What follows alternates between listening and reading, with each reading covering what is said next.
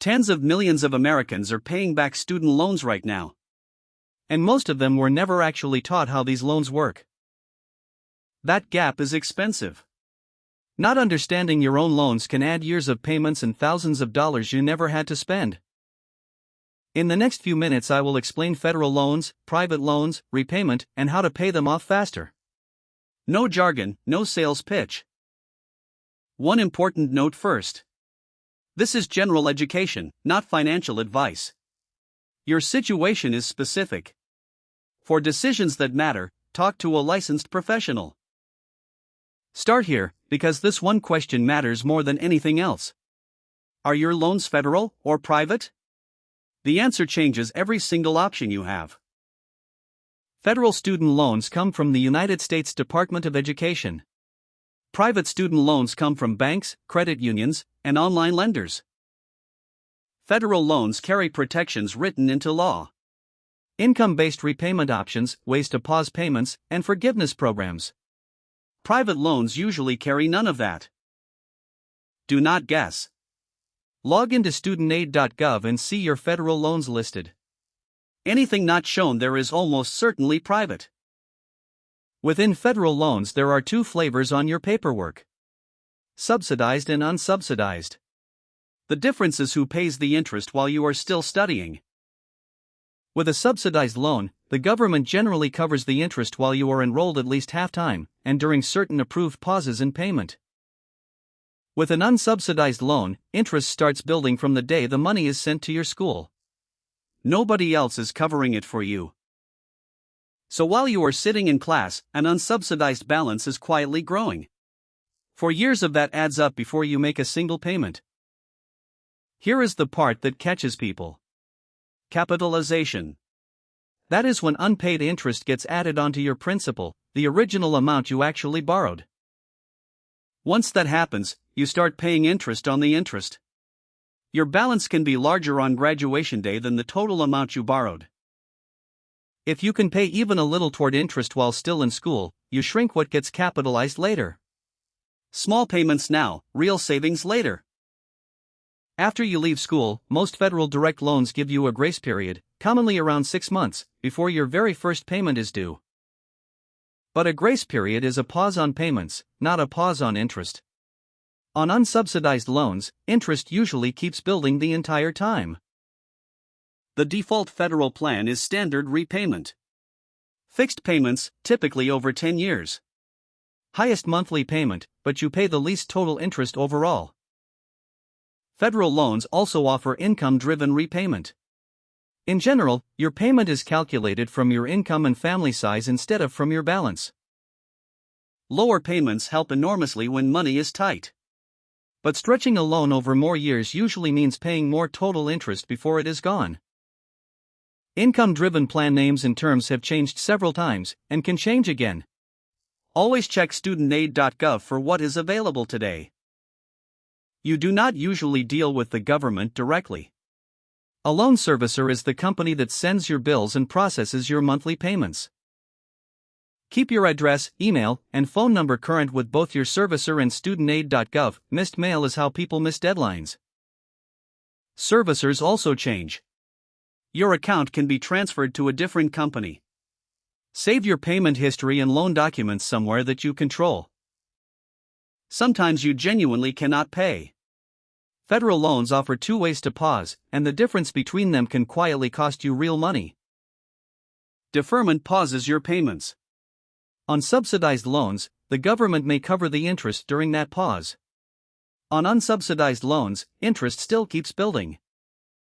Forbearance also pauses payments, but interest builds on all your loans, subsidized or not. It is the more expensive pause. Use it only when necessary. You have probably heard of public service loan forgiveness. In general terms, it can forgive remaining federal direct loan balances for certain public service workers. It has strict requirements. Qualifying employer, qualifying loan type, a qualifying repayment plan, and a required number of qualifying monthly payments. All four must line up. The most common way people lose years of progress is paperwork. Certify your employment regularly instead of assuming that your payments are being counted. and be honest with yourself. Forgiveness programs are created by policy and can be changed by policy. Never plan your whole life around one surviving unchanged. There is also a tax question. Depending on the program and the year, forgiven debt can be treated as taxable income. Ask a tax professional. Now the warning I most want you to hear. Student loan debt relief scams are everywhere, and they target people who are already stressed.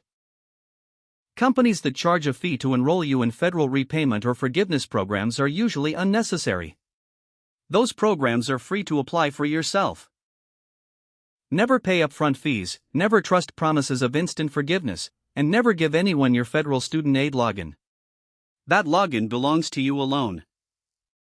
Refinancing means a private lender pays off your existing loans and gives you a new one, ideally at a lower rate. It is a real tool. If your loans are already private, refinancing to a lower rate can genuinely save money, especially if your credit or income improved a lot since school. But listen closely here. If you refinance federal loans into a private loan, you permanently give up every federal protection those loans carried. Income-driven repayment, deferment options, forgiveness eligibility. All gone, and you cannot undo it. Never make that trade for a slightly lower interest rate. Now the better part. Paying them off faster. Any money above your minimum payment is where you actually start taking control of this debt. The avalanche approach is simple. Pay minimums on everything, then throw every extra dollar at the loan carrying the highest interest rate first. But here is the step people miss. Tell your servicer in writing to apply extra money to principal, and not toward next month's payment. Then check your next statement. If the extra amount did not reduce your principal, it did not do what you wanted. Call and get it fixed. One thing to avoid at almost any cost. Default. That is what happens when federal loans go unpaid long enough, commonly after many months of missed payments. Default can wreck your credit, trigger collection costs, and lead to wage garnishment. If you cannot pay, call your servicer before you miss. Options exist. Let's finish with the mistakes that cost borrowers the most money. These come up again and again, and every one of them is avoidable. 1. Not knowing whether your loans are federal or private. You cannot make a good decision about a loan you have never actually identified. 2. Ignoring interest while in school. Unsubsidized balances grow quietly, and capitalization turns that growth into a permanent part of what you owe. 3. Using forbearance as a long-term plan.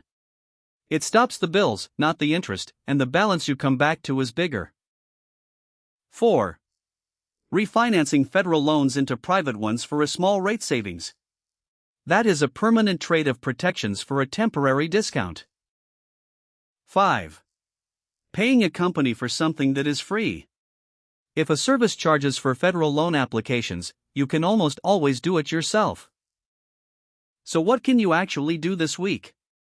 3 concrete things, and none of them cost you a single dollar to complete. 1. Log into studentaid.gov and list every federal loan you have, with its balance, its interest rate, and its servicer. 2. Confirm your contact details are current with every servicer. That one small step prevents a surprising number of missed deadlines and late payments. 3. Find your highest interest loan and send even $20 extra toward principal. Then check the statement to confirm it was applied correctly. One last reminder. This was general education, not financial advice, and program rules change.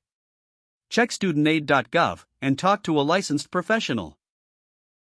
If this helped, subscribe. I explain money topics in plain English, without the sales pitch and without the hype. Thanks for watching.